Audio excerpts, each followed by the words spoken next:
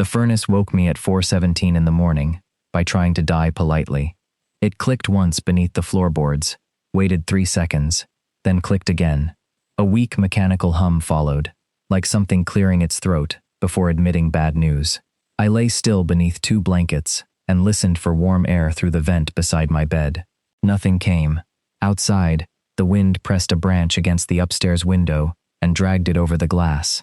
I reached 1 foot beyond the blankets, touched the floor, and pulled it back. Perfect, I told the dark. Downstairs, the thermostat read 56 degrees. The flame symbol blinked, as if that counted as effort. I pressed the reset button and waited for the machine to cooperate. It clicked again. Nothing. The weather alert on my phone had moved from advisory to warning during the night. 12 to 18 inches of snow, whiteout conditions by noon. Travel strongly discouraged. It was the kind of language people in northern Vermont ignored until they saw a pickup sideways in a ditch. I had been back in Bellwether for 6 weeks, long enough to remember that everyone kept jumper cables in their trunk, and short enough to believe I could solve every problem with an online tutorial. The basement disagreed. I went down wearing jeans over pajama pants, my winter coat, and a headlamp. The furnace sat in the corner like an old metal animal.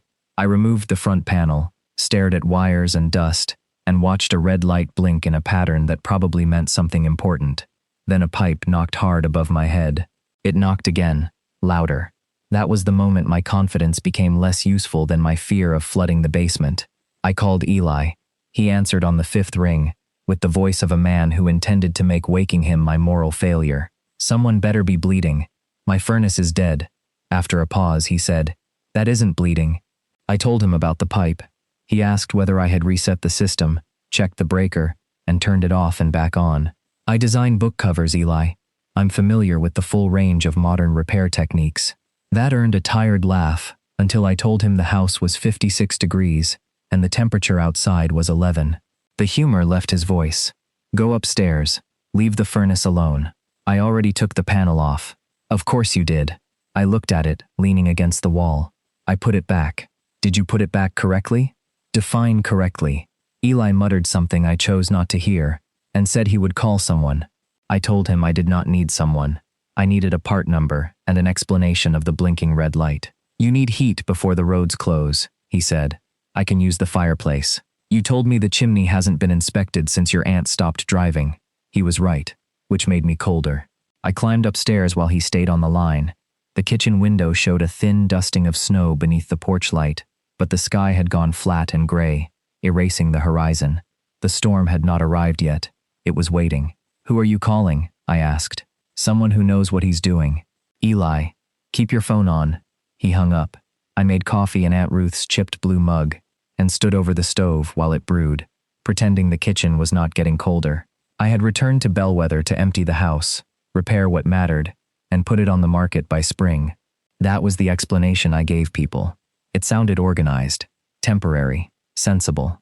The less organized version involved a relationship ending in Boston, 3 clients postponing contracts, and me realizing I could no longer afford an apartment that felt like storage for a life I was not living. Aunt Ruth had left me the house. For once, staying somewhere had been easier than deciding where to go. My phone buzzed. Eli had sent one message. "He's coming now." No name. I typed, "Who?" The response never arrived. 20 minutes later, headlights moved across the front windows. A dark repair truck turned into the driveway, tires crunching over fresh snow. Salt covered half the logo, but I could still read the white lettering. Mercer Heating and Home Repair. For one hopeful second, I assumed Eli had borrowed the company truck. Then the driver's door opened, and Grant Mercer stepped into the snow. 8 years disappeared badly. He was broader than I remembered, or maybe memory had kept him at 28, because that was safer. He wore a charcoal work jacket, heavy boots, and the same focused expression he had always worn when something needed fixing. Snow caught in his short brown hair. He reached behind the seat for a red toolbox and looked directly at the house, at me. I had imagined seeing Grant again often enough that I should have known what to do. In some versions I was indifferent. In others, I was successful, well-dressed, and accompanied by someone beautiful, who touched my back in a way Grant could not misunderstand. In none of them was I wearing 2 pairs of pants and one of Aunt Ruth's knitted hats.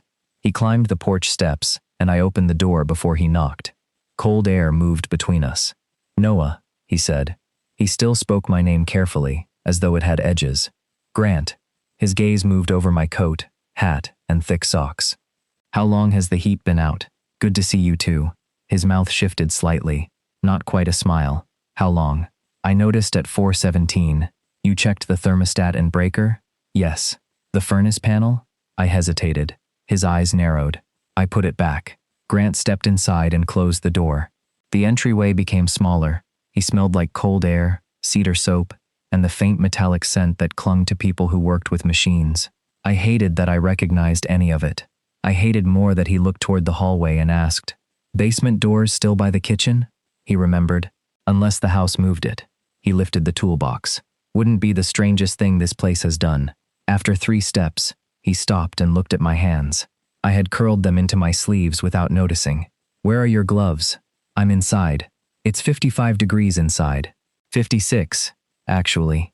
Grant set down the toolbox, pulled off his leather work gloves, and held them toward me. The gesture was so familiar that another winter flashed through my mind.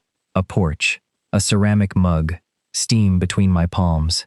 I did not take the gloves. "I'm fine." His eyes stayed on my hands. "You always say that when you're cold." The words landed too softly to defend against. I turned toward the kitchen. "The furnace is downstairs." Grant followed, opened the basement door, reached automatically for the switch on the left, and ducked beneath the low beam at the bottom step. He did not ask where anything was. He remembered the shelves, the pipes, even the nail where Aunt Ruth used to hang the flashlight. I stayed at the top until he looked back. "You coming? I thought you were the professional. You took the panel off. I may need a witness." I followed him down. He worked without wasted movement. Panel off. Voltage checked. Burner inspected. He sent me upstairs twice to adjust the thermostat, then listened while the furnace attempted to ignite. Each failure made his expression more serious. "What?" I asked. "The ignition control is going." "Going as in inconvenient?" "Going as in it might start twice, or never again." "Can you replace it?" "I used my last compatible part yesterday." The pipe knocked above us, and Grant reached up to press his palm against it. "How long has that been happening?" "Since before I called Eli." He gave me a look. I was going to mention it. That would have been useful. I asked whether the pipe would burst. "Not if we keep enough heat in the house." "And if we can't?" He did not answer immediately. My phone vibrated. Another alert filled the screen. The county road would close to non-emergency traffic at 6. Grant checked his watch. 5:48. "You should go," I said. He was already replacing the panel. "Not until I get this running. The road closes in 12 minutes. "I know. You can come back after the storm." His hands stopped. "Leave you here without heat? I have blankets." "Noah, I survived 8 years without you fixing things." The sentence escaped before I could stop it. Grant looked at me, not angry or defensive, just very still. "I know," he said. Behind him, the furnace clicked. This time, the flame caught with a low rushing sound, and warm air began moving through the pipes. Grant exhaled, but relief did not reach his face. "Temporary. We need to keep checking it." His phone rang. He answered with his eyes still on me. A voice spoke loudly enough that I caught fragments. Plow pulled back. Visibility, gone near the ridge. Road closed early. Grant crossed to the small basement window. Snow already covered the lower pane. "How bad?" I asked. He ended the call. "My truck isn't getting down your driveway safely." Above us, the lights flickered once, then again. Grant looked toward the ceiling as the furnace gave another uncertain click. "We should get upstairs," he said. "Now." Grant reached the kitchen before the lights steadied. He crossed to the thermostat, listened to the furnace, then turned toward the windows as if the storm had personally offended him. Snow moved sideways beyond the glass. The porch light made a small amber circle that ended halfway down the steps. "Do you have candles?" Top drawer beside the sink. Flashlights. Hall closet. Bottled water.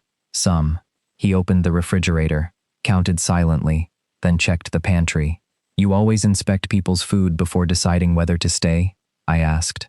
"Only when the county says nobody's leaving." His tone stayed practical, but the answer settled heavily between us. "Nobody's leaving." I told myself the phrase meant the road, the weather, one night at most. My body did not believe me. Grant moved through the house with the confidence of someone who had been taught that panic was a luxury. He found Aunt Ruth's old fireplace tools, carried in a stack of wood from the covered rack, and knelt to inspect the chimney damper. I watched from the doorway until he glanced over his shoulder. "You can help. I thought you were trying to keep me away from anything dangerous." "I'm trying to keep you away from anything you've already taken apart." He handed me a flashlight. Together we checked the upstairs sinks, opened cabinet doors beneath the pipes, and left the faucets dripping. In the guest room, Grant pressed his fingers to the radiator and frowned. "This room won't hold heat if the furnace goes again. It has blankets. Blankets don't protect plumbing. You're very romantic." "I've been told." The answer came too quickly. I looked at him. He was testing the window latch and did not turn around. "By whom?" I asked. "Customers with frozen pipes." That sounded almost like a joke. Storm must be getting worse. He pulled the curtains closed and moved on before I could decide whether I was disappointed. Downstairs, the furnace ran for 11 minutes, stopped, then failed twice before catching again. Grant recorded the timing on his phone. I stood beside him in the basement, wearing his work gloves, because he had eventually placed them on top of my coffee mug, and walked away. They were too large. The leather was warm from his hands, and every time I flexed my fingers, I felt ridiculous for noticing. By 7, the driveway had disappeared. Grant tried calling Eli, but the signal kept dropping. He sent a message instead. "Roads closed. Staying with Noah. Furnace unstable but running." I watched him type my name. "You make it sound like a hostage situation. Do you want me to add that you're wearing my gloves voluntarily?" "Under protest. I'll note it in the report." His mouth curved this time. The expression changed his whole face, not because it was broad or dramatic, but because Grant had always made smiles feel private. He looked away first. "We should eat before the power decides for us." I found canned soup, crackers, and a loaf of bread that had crossed from fresh into philosophical. Grant held up the bread. "This could repair the roof. Then put it in your toolbox." We heated the soup on the stove and ate at the kitchen table while the wind rattled the gutters. The house felt less cold with another person in it, though I would have denied that under oath. Grant sat with one forearm beside his bowl, sleeves pushed to his elbows. A pale scar crossed his wrist that I did not remember. I asked where he got it. "Boiler panel. Did it win?" "Temporarily. You should avoid things you can't fix." He looked at me then, steady and unreadable. "I've tried that." I focused on my soup. The silence stretched until the furnace started below us with a reluctant roar. Grant got up immediately to check it, leaving half his meal untouched. When he came back, I had made coffee. 2 mugs sat on the counter, Aunt Ruth's blue one for me, and a brown diner mug I had found in the back of a cupboard. Grant picked up the brown one, took a sip, then looked at mine. "You still barely use sugar. You still inspect other people's cups? You used to leave half the packet on the counter because you hated wasting it." I stared at him. The kitchen seemed suddenly too quiet. "That was 8 years ago. I know when it was." He said it without emphasis, which made it worse. I asked how many unnecessary details he had collected about everyone in town. "Not everyone." The answer hung there until the furnace shut off again. This time, it did not restart. Grant was already moving before the thermostat finished blinking. In the basement, he removed the panel and adjusted something near the ignition assembly while I held the flashlight. "Tell me when the light changes," he said. "Which light?" "The red one." "It's still red." "Blinking?" 3 times. Pause. 3 times. He reached farther into the unit.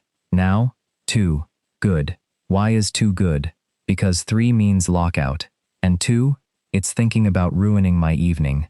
The furnace clicked. Flame rolled alive behind the small inspection window. Grant leaned back, his shoulder brushing my knee. Neither of us moved for a second. Then he stood too quickly and struck his head on the pipe above him. I laughed before I could help it. Grant pressed a hand to the back of his head and looked offended. "You all right?" I asked, deeply moved by your concern. "You're the professional. Keep talking, and I'll charge emergency rates." I reached up without thinking and touched the place he had hit. His hair was cold at the surface and warm beneath. Grant went still. My hand did too. The basement narrowed around us, full of metal, old dust, and the sound of the furnace breathing. I stepped back first. "No blood," I said. "That's your medical opinion?" Someone once told me bleeding was the standard for an emergency. His expression softened. Eli always was dramatic. The lights flickered again when we returned upstairs. Grant moved the coffee table closer to the fireplace and laid out blankets, flashlights, matches, and a portable radio. He did not ask permission before carrying one of the guest room quilts downstairs. "You're not sleeping up there," he said. "I own the house. Congratulations. The pipes still don't respect property law. Where are you sleeping?" "Couch. That couch was designed by someone who hated spines. I've slept in worse places." "That isn't reassuring." He looked toward the armchair near the fire. "You take the couch. I'll take the chair." "Absolutely not." "Noah." "Grant." We stared at each other until the lights dimmed, recovered, and dimmed again. "Fine," he said. "We'll decide later." The storm deepened through the afternoon. Every hour, Grant checked the furnace. Every hour, I made coffee or tea, though neither of us needed more caffeine. The ritual formed without discussion. One of us filled the kettle, while the other listened for the burner. Grant found a deck of cards in a drawer and beat me 3 times at gin. I accused him of cheating. He said I had always been a poor loser. "You haven't played cards with me since I was 19. You slammed the deck down and blamed the table. The table was uneven." Of course. That small, dry amusement in his voice pulled a memory loose. The Mercer porch. My knees drawn up beneath a blanket. Grant beside me, with steam rising from a mug. I pushed the image away before it sharpened. Near dusk, the furnace failed long enough for the temperature to drop 2 degrees. Grant got it running again, but when he came upstairs, worry had settled into the lines beside his mouth. "We're moving downstairs for the night," he said. "The heat won't reach the guest room reliably. You can take my room." "Your room is upstairs. That is generally where bedrooms are." He ignored me and added another log to the fire. "We keep the living room warm, keep the kitchen pipes open, and check the basement every 2 hours. We? Unless you plan to sleep through a pipe bursting. You've known me a long time. Does that sound likely?" Grant looked at me across the firelight. "No. You never sleep when you're worried." I folded my arms. "You remember a lot for someone who disappeared." The words came out quieter than I intended. Grant lowered his gaze to the poker in his hand. For a moment, the only sound was wood settling in the grate. "I remember more than you think," he said. Outside, wind struck the house hard enough to shake snow from the porch roof. The porch light flickered behind the curtains, vanished, then returned. Grant set the poker down and looked at the ceiling as the upstairs radiators went silent. "That's not good," he said. Somewhere below us, the furnace clicked once and stopped. It did not come back on that night. Grant tried twice, then shut the system down before it burned out completely. We kept the fireplace fed, moved the couch closer to the heat, and set alarms to check the pipes. By dawn, neither of us had slept enough to call it sleep. I woke with a stiff neck, one sock missing, and Grant sitting in the armchair with his head against the cushion. Firelight had faded to a red glow. His work jacket was folded over me. For a few seconds, I watched him breathe. Then his eyes opened. "How long have you been staring?" "Long enough to confirm you snore." "I don't." "Then there's something trapped in the chimney." Grant checked his phone. No signal. The storm had weakened, but snow pressed halfway up the front door and buried the porch steps. The temperature downstairs held at 51. "We need the generator," he said. "Aunt Ruth's is in the shed." "How far?" 30 feet. He looked through the window at the white wall outside. "Today it's 3 miles. We layered up and forced the door open against the drift. Cold rushed into the house hard enough to steal my breath. Grant handed me a shovel and took the heavier one. "I can use that." "I know." "Then why are you keeping it?" "Because I like this one. You've developed a strong emotional attachment in 7 seconds. Don't judge us." We cleared the porch, then cut a narrow path toward the shed. Grant moved snow with slow, efficient strokes, while I tried to match him and refused to admit my shoulders were burning. Halfway there, he glanced back. "You're throwing snow into the path. I'm redistributing it, back where we need to walk. The landscape is evolving." He shook his head, but I saw the smile. It pulled me backward to summer afternoons at the Mercer house, when Grant pretended Eli and I annoyed him, while keeping an extra soda in the refrigerator for me. That was the danger of being near him. My memory stopped behaving like evidence, and became something warm. The generator started on the 4th pull. Grant connected it to the furnace controls and coaxed the heat on in short cycles. It was not enough to warm the whole house, but the pipes stopped knocking. On the way back from the shed, my boot landed on ice beneath loose snow. My feet went forward.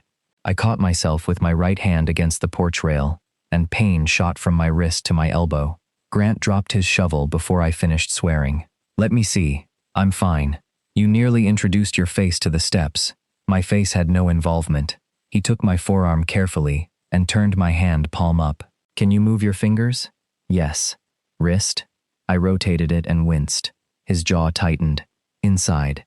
He sat me at the kitchen table, wrapped ice in a dish towel, and held it against my wrist. I can do that myself. I'm aware. You say that right before not letting me do things. His thumb rested lightly against the side of my hand, and you say you're fine right before proving otherwise. Snowmelt darkened his hair at the temples. There was a small cut beside his knuckle, probably from the shed, and I had the irrational urge to touch it. Instead, I said, "You don't have to make every problem yours." Grant's gaze dropped to my wrist. I know. He did not release me.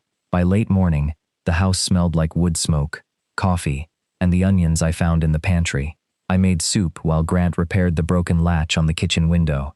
He worked with his sleeves pushed up, one knee braced against the counter. "Your aunt asked me to fix this 3 years ago," he said. "You didn't? She paid me in pie and told me to come back when I'd learned patience. Did you? No. Then she was right not to let you near the window." He tested the latch, and the draft disappeared. "You're welcome." I set a bowl beside him. Payment in soup. Inflation has been hard on everyone. We ate at the counter, because the table was covered with tools. Grant asked whether I still worked for the publishing company in Boston. I told him I had gone freelance 2 years earlier. "By choice?" he asked. Grant had always been good at waiting until silence became more uncomfortable than honesty. I stirred my soup. Daniel and I split up in October. The apartment was his before it was ours. The clients I expected to keep me busy didn't. Then Aunt Ruth's lawyer called. "I'm sorry." "Don't be." Daniel wasn't cruel. He got tired of living with someone who always kept a suitcase packed. Grant looked at me, but I kept my eyes on the bowl. He said I treated every good thing like an evacuation route. For a while, Grant turned the screwdriver in his hand. Was he wrong? The question landed too close to something I had been avoiding. Not entirely. I looked toward the porch light, still glowing faintly despite the day. "What about you? Eli said you came back when your father got sick. Someone had to. And after? The company had debt, customers, 2 employees with families. So you stayed. There was work." His answer was as neat as a closed door. "That isn't the same as wanting to stay. Wanting doesn't pay invoices.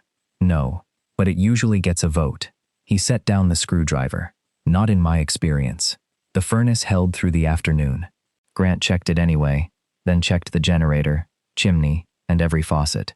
He seemed unable to sit while anything remained imperfect. When I carried mugs into the living room, he was adjusting wood that did not need adjusting. "You know you're allowed to rest," I said. "The house is still cold. The house has been cold for 50 years. You are not personally responsible for Vermont. That would explain why the state hasn't called." I handed him coffee. Our fingers touched around the handle. My injured wrist made me clumsy, and the mug tilted. Grant caught it with both hands, trapping mine between his palms. His hands were rough and warm. Mine were cold despite the fire. Grant looked down, as if the contrast had said something aloud. "You should wear the gloves," he murmured. "They're wet. Then keep your hands near the fire." "You planning to supervise?" His thumbs shifted once over my knuckles. "Apparently I have to." The room held still around us. I felt the old question moving closer, the one I had spent years pretending I no longer wanted answered. Then my phone rang on the coffee table. Grant let go first. Eli's voice came through, broken by static. He had reached the school emergency shelter and wanted to know whether we were alive. "Grant has declared war on the furnace," I said. "The furnace is losing." Eli laughed, then asked whether I had heard from Daniel. I glanced at Grant. He faced the fire, but his shoulders had gone rigid. "Why would I?" He emailed me yesterday. "Some design director in Boston is looking for freelancers, and Daniel thought you'd be perfect. He said he sent you the contact." I remembered the unread message from the previous evening. "I haven't checked." Eli told me the position could become permanent, and added too casually, "Might be your ticket back." After the call, Grant carried his mug to the kitchen. He rinsed it, though it was half full. "You hate wasting coffee," I said. "It's cold. So is everything else." He kept his back to me, I leaned against the doorway. You got quiet when Eli mentioned Daniel. Did I? You practically interrogated the sink. I was washing a mug. Grant. He set it down. It sounds like a good job. That wasn't what I asked. You didn't ask anything. Fine. Why do you care whether I go back to Boston? His hands braced against the counter. For 1 second, I thought he might answer. Instead, he said, because you said you were leaving in spring. That explains the job, not Daniel. Grant turned then. Something sharp moved behind his calm expression. Are you going back to him? Would that bother you? It isn't my business. You keep saying things aren't your business, while reorganizing my entire house. This is about keeping you safe. From frozen pipes, or my ex-boyfriend? His jaw flexed. Don't do that. Do what? Ask questions when you've already decided which answer you want. The lights dimmed above us. The refrigerator clicked off, then on. Neither of us looked away. I said, all right, here's one I haven't answered for myself. The power dropped again, leaving only the fire and pale storm light at the windows. Grant's face changed in the shadows, older than the man on the porch 8 years ago, and somehow more familiar. I rubbed my cold fingers together. He noticed, of course. He always noticed. Do you remember that night? I asked. The one on your parents' porch. Grant went completely still. Snow tapped softly against the glass behind him. When he finally spoke, his voice was low enough that I almost missed it. I've spent 8 years trying not to. Grant crossed to the fireplace and added a log that did not need adding. Sparks lifted and vanished. You should sit closer to the heat, he said. That isn't an answer. I know. Then give me one. He kept one hand on the mantel. In the dark, the storm pressed against the house with a long, low sound. I remember the power going out at my parents' place, he said. Eli was at a party. You showed up after midnight wearing that green coat with the broken zipper. You made fun of that coat. It was terrible. You said it made me look like a lost park ranger. You did. The corner of his mouth moved, but the expression disappeared quickly. You were sitting on the porch steps when I found you. Your hands were shaking. I thought you were hurt. I was embarrassed. I know that now. The date had been bad in the particular way only a first hopeful date could be. The man's name was Trevor. He had spent most of dinner talking about how many men wanted him, then laughed when I admitted I had never been in a serious relationship. When I asked him to slow down, he called me sheltered. I left before dessert and walked 3 miles through light snow because I could not bear to call Eli and explain. Grant found me on the porch before I had decided whether to knock. You brought me hot chocolate, I said, with too many marshmallows. You remembered that too? I remember you picking them out and putting them in my mug. That was because you ruined the ratio. Grant looked at me then. You were trying not to cry. The room seemed to contract. And you told me I deserved someone who wouldn't make me ashamed of wanting things to be gentle. I meant it. You said you paid attention. I did. I swallowed. Then why did you leave? His gaze dropped toward the fire. Because I was 28. You were 22. And you were my brother's best friend. That explains why you stopped the kiss. It does not explain why you disappeared. I had the apprenticeship in Albany. You had my phone number. I know. You had a car. You had 1 whole morning before you left. You could have knocked on my door and said last night was a mistake. At least I would have known what I was supposed to survive. Grant flinched as though I had struck somewhere private. It wasn't a mistake. The words sat between us, simple and impossible. I took 1 step closer. Then what was it? He rubbed a hand over his jaw. Something I wanted too much. For a moment, neither of us moved. The fire cracked behind him. You don't get to turn leaving into something noble, I said. You don't get to say you wanted me, and then act like disappearing was protection. I'm not calling it noble. You've been calling it necessary for 8 years. I thought you needed space to figure out who you were, without me making it harder. You thought. You decided. You left. Grant's voice sharpened. What did you want me to do? Ask you to build your first real relationship around a man who was leaving the state with no money and no idea when he'd come back? I wanted you to ask me anything. He went silent. That was always the part you never understood, I said. You weren't protecting me from a bad choice. You were making sure I never got one. The generator coughed outside. The kitchen light flashed once, bright and white, then died. The low hum from the furnace disappeared with it. Grant swore and reached for the flashlight on the coffee table. Before he found it, the house settled into firelight and shadow. My fingers had started aching from the cold. I curled them into my sleeves, but Grant saw. "Come here," he said. "I'm fine." "Noah." The old reflex in his voice made me want to refuse. Instead, I sat on the edge of the couch. Grant lowered himself beside me, close enough that our knees touched. He took one of my hands, paused as if waiting for me to pull away, then enclosed it between both of his. The warmth was immediate and almost painful. He did the same with the other, rubbing slow circles over my knuckles. "You did this that night," I said. "I know. You made me think I wasn't ridiculous. You weren't. You almost kissed me." Grant's thumbs stopped. "I know." I looked at him. "Did you want to?" His breath left slowly. "Yes." The answer moved through me, with a force 8 years had not weakened. I could see every line of restraint in his face, every place he was still trying to choose silence. "Do you want to now?" Grant lifted his eyes to mine. "That's not a fair question." "Why?" "Because we're trapped in a freezing house. You're hurt, and neither of us has slept. So the storm invented this?" "No." "Then what are you afraid of?" His hands tightened around mine. "Not enough to hurt. Only enough to make honesty unavoidable.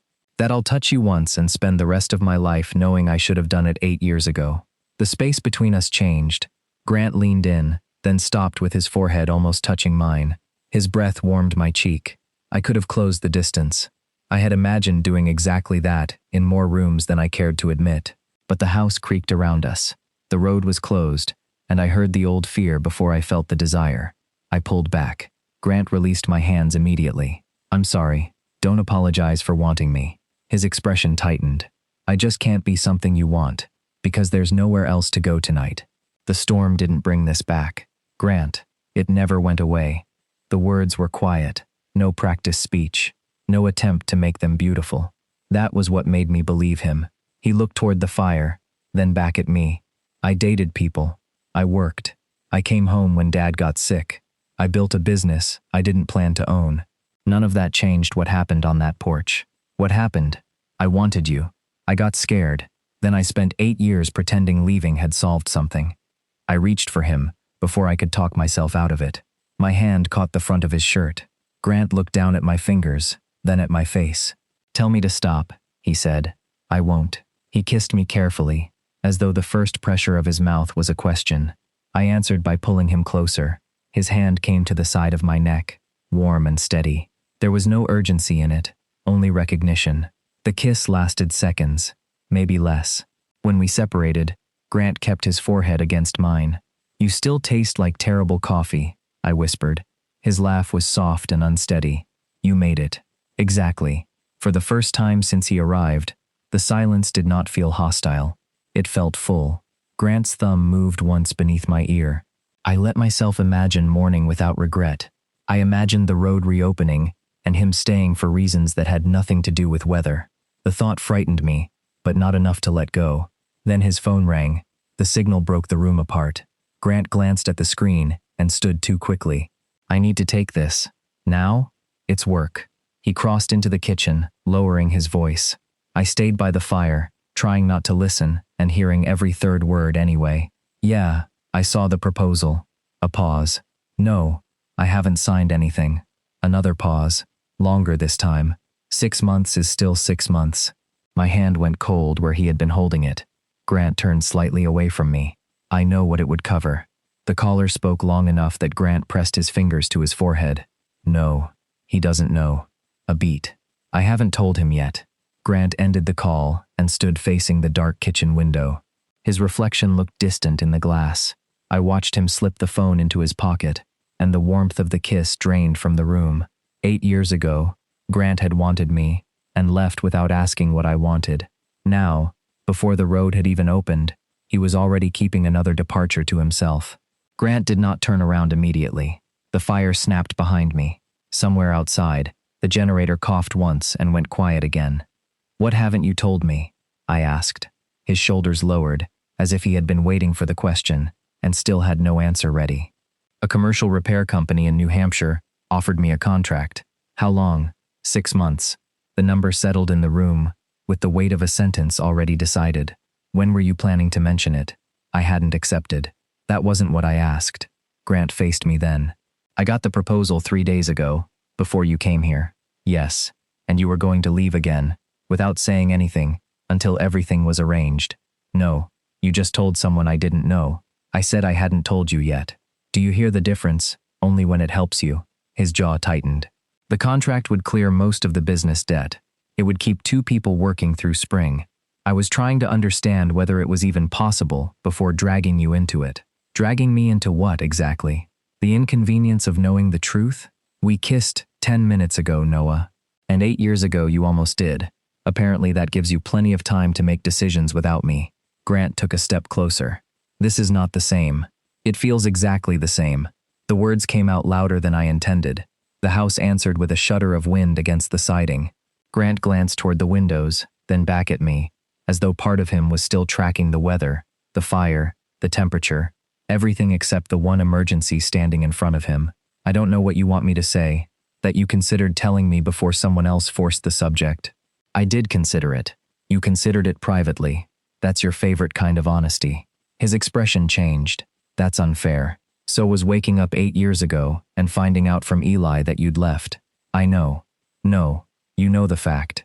You don't know what it did. Grant went still. I had not planned to say any of it.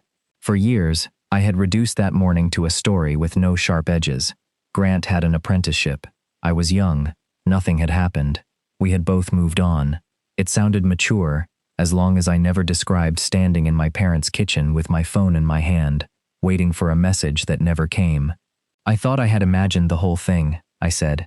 The way you looked at me, what you said, how close we got. Then every hour you didn't call made me feel more foolish for believing any of it. I was a coward, yes. He accepted the word without flinching. And now? I asked. You want credit because this time you haven't signed the papers yet? No. I want enough time to make the right decision. For everyone. For the business. For Eli. He has nothing to do with it. For your employees. For the contractor. For me. Anyone except yourself. Grant looked toward the dark window. Wanting things for myself hasn't usually ended well. That doesn't give you the right to punish everyone else with silence. His voice dropped. You're planning to sell this house and go back to Boston. I haven't decided. You have a job waiting there. I have an email. You have a life there. I had a life there. Past tense. He rubbed both hands over his face. When he lowered them, exhaustion had stripped away some of his control. What are you asking me for, Noah? A promise after one kiss? To turn down 6 months of work because we finally talked about a night neither of us could admit happened? I'm asking you to stop using uncertainty as an excuse to decide alone. I am not asking you to wait for me. That's the problem. He stared at me. You never ask, I said. You leave before anyone can answer. For a moment, something unguarded crossed his face. Fear, maybe, or recognition. Grant reached for my hands. I pulled them back into my sleeves. His arms fell to his sides. The motion hurt more than I expected. It also felt necessary. If I let him warm my hands now, we would move around the real problem again. Grant would take care of me. I would let care stand in for choice. By morning, we would both pretend that was enough. The generator came back with a rough mechanical roar. A lamp blinked on in the kitchen, throwing hard light across the room. Grant checked the furnace out of habit. I watched him listen for the ignition, count the seconds, and nod when warm air moved through the vent. He was so good at responding to anything that could be measured. The roads may open by noon, he said. Then you should go. His head turned sharply. Is that what you want? I almost laughed. Now you ask? Noah, I don't know what I want. That's what happens when new information arrives after the decision is already half made. I haven't decided. You decided I didn't need to know. Grant opened his mouth, then closed it. We spent the rest of the morning in separate rooms. He checked the generator and cleared snow from the exhaust. I packed blankets, washed mugs, and answered an email from Daniel with 3 polite sentences that said nothing. The county alert arrived at 11:23. Emergency crews had opened 1 lane toward town. Residents were advised to travel only if necessary. Grant read it over my shoulder. I can get the truck out. I know. I'll come back with the ignition control. When? As soon as the supply shop opens. That isn't what I meant. He looked at me for a long time. I know. Grant gathered his tools. At the door, he put on his jacket and gloves, then paused beneath the porch light. Snow reflected around him so brightly that the whole morning looked washed clean. I wanted him to say something reckless. I wanted him to promise the contract meant nothing, that Boston meant nothing. that 8 years had been a mistake we could repair before lunch. Instead, he said, "Keep the fire going. The furnace should hold for a few hours. Practical, useful, safe. Drive carefully," I said. His hand tightened around the toolbox. "I am sorry. I believe you." The answer seemed to hurt him more than anger would have. Grant walked to the truck without looking back. The house grew quieter after he left. Not colder exactly. The furnace still ran in uneven cycles, and the fire remained steady. But every room seemed to hold the shape of where he had been. His brown mug stood upside down beside the sink. A damp towel hung over the radiator. One of his spare flashlights remained on the mantel. I carried it to the hall closet and found the old mug behind a stack of bowls. White ceramic. A thin blue stripe around the rim. A faded chip near the handle. I had not seen it since moving into Aunt Ruth's house, but I recognized it immediately. Grant had given it to me on the Mercer porch 8 years ago, filled with hot chocolate and too many marshmallows. I must have taken it home afterward. Through apartments, moves, and relationships, I had kept it without admitting why. I sat at the kitchen table with the mug between my hands. Daniel had once told me I packed before trips 3 days early because I liked knowing I could leave at any moment. He had not meant suitcases, not really. I kept money separate, plans flexible, expectations low. I had built an entire life around never being surprised by someone else's departure. Then I blamed them for noticing the door was already open. My phone buzzed with a message from Eli. "Alive?" I typed, "Your brother left."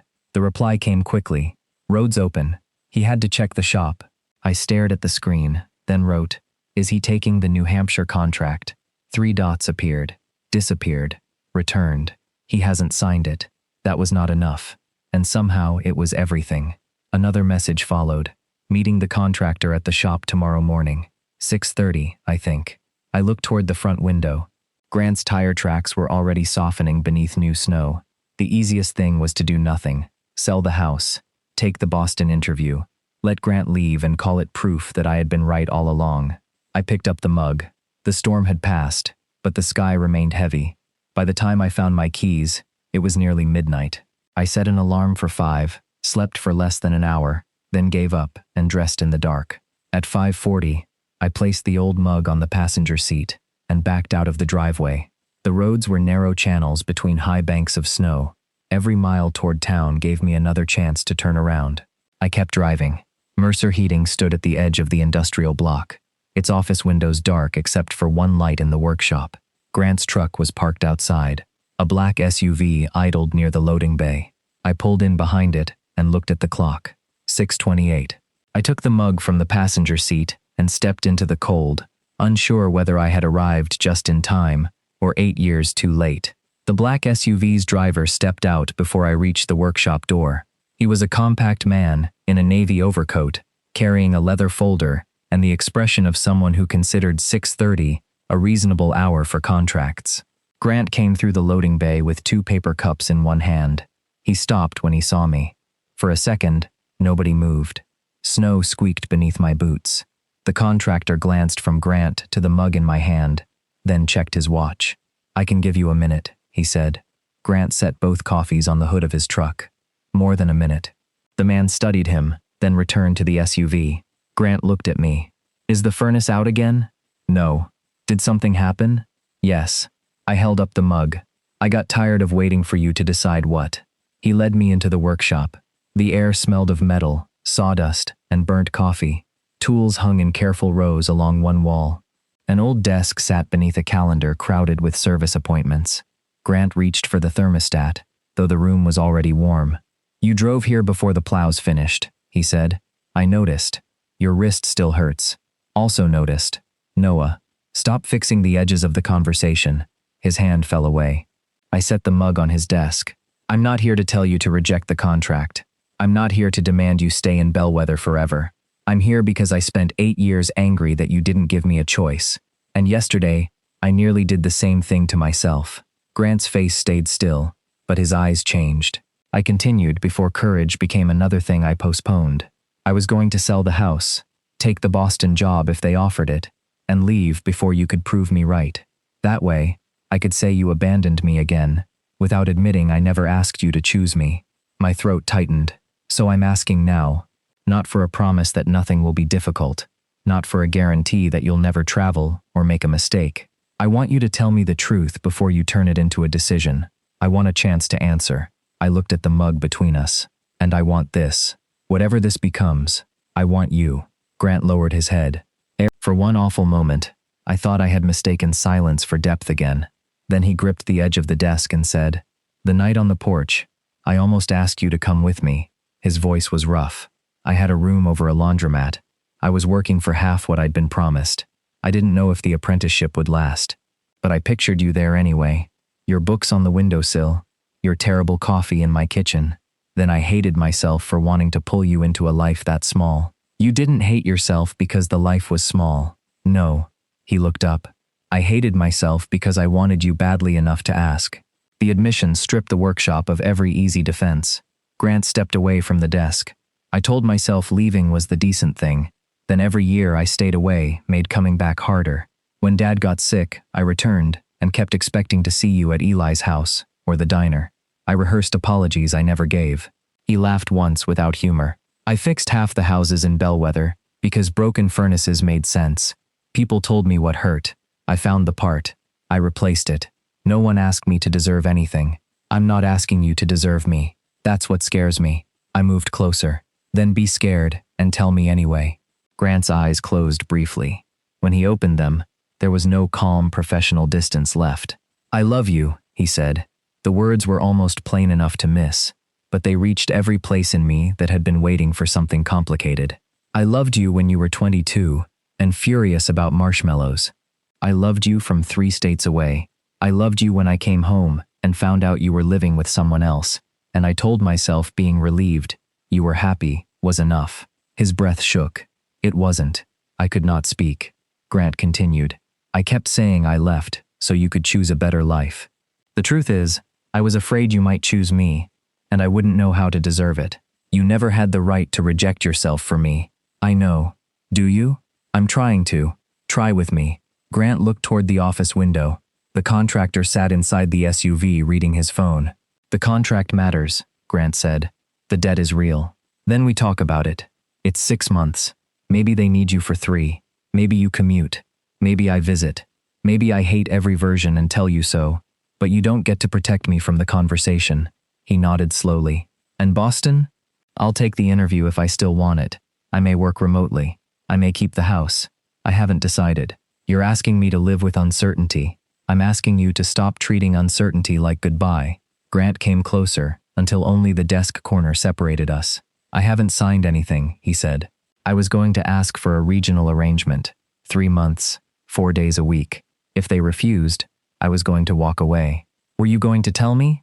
Shame crossed his face. After I had solved it. That is not better. I know. You keep saying that. Because I keep discovering how much I don't. He reached out, then stopped before touching me. This time, he waited. I looked at his open hand and understood what he was offering. Not warmth. Not rescue. A question. I placed my hand in his. Grant's fingers closed around mine. His thumb moved across my knuckles, careful of my wrist. I want you, he said. Not because you need help. Not because Eli sent me. Not because the road closed. I want mornings when your coffee is too weak, and evenings when you pretend you aren't worried. I want to argue about the furnace, and every decision I'm going to have to learn not to make alone. My eyes burned. That is the least romantic proposal anyone has ever made. I can mention your cold hands. Absolutely not. His mouth curved. Too late. I pulled him toward me. The kiss began without hesitation this time. Grant's hand came to my jaw, then paused there as if even now he was making sure I stayed by choice. I did.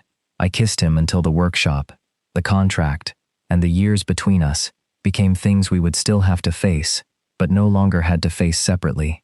When we broke apart, his forehead rested against mine. The contractor is watching, I whispered. He can learn patience. Aunt Ruth would approve. Of the patience? Not remotely. I laughed against his mouth, and Grant kissed me again. He negotiated the contract that morning. 3 months instead of 6. 4 days each week. No relocation. Enough money to reduce the debt without closing Mercer Heating.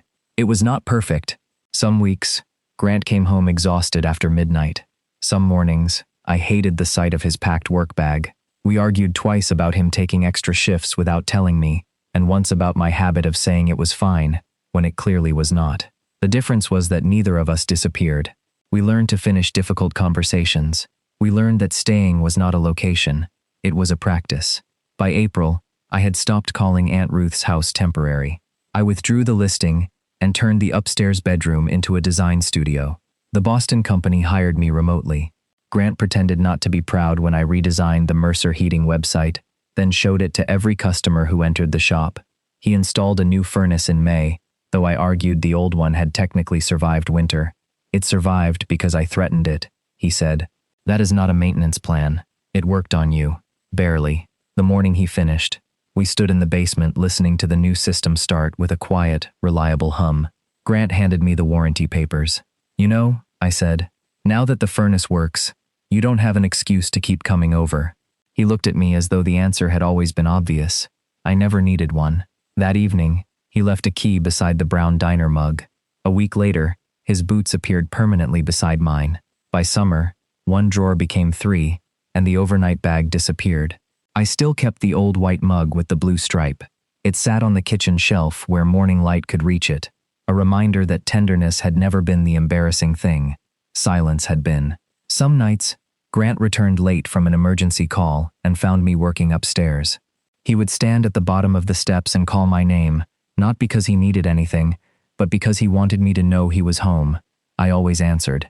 I still leave the porch light on, but not because I'm waiting for Grant anymore. I leave it on because this is his home too.